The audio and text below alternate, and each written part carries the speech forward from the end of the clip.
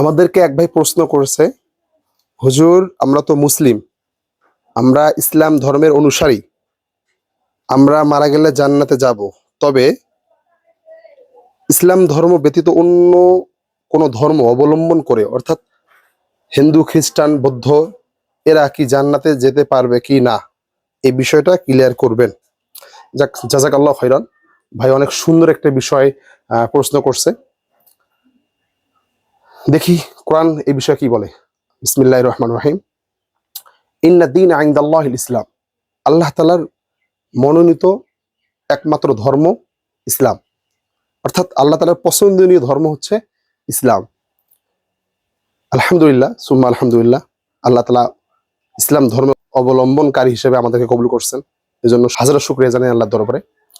তবে অন্য ধর্মের বিষয়ে আল্লাহ তাআলা কি বলছেন এটাও একটু খেয়াল করি। আল্লাহ তাআলা অন্য আয়াতে বলেন, ওয়ামাই ইয়াবতাগি গায়রাল ইসলামি দীনান ফালান ইউকবালা মিনহু ওয়া হুয়া ফিল আখিরাতি মিনাল খাসিরিন।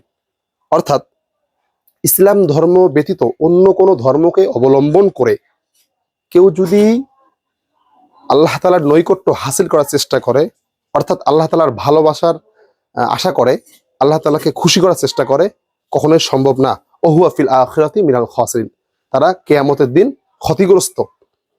তার মানে এখান থেকে বোঝা গেল, যারা কিয়ামতে ক্ষতিগ্রস্ত, অর্থাৎ যারা কিয়ামতে ক্ষতিগ্রস্ত মানে কি, তারা জাহান্নামী। কিয়ামতের ক্ষতিগ্রস্ত বা হাসরের ময়দানে ক্ষতিগ্রস্ত মানে জাহান্নামী, তারা চিরস্থায়ী জাহান্নামী।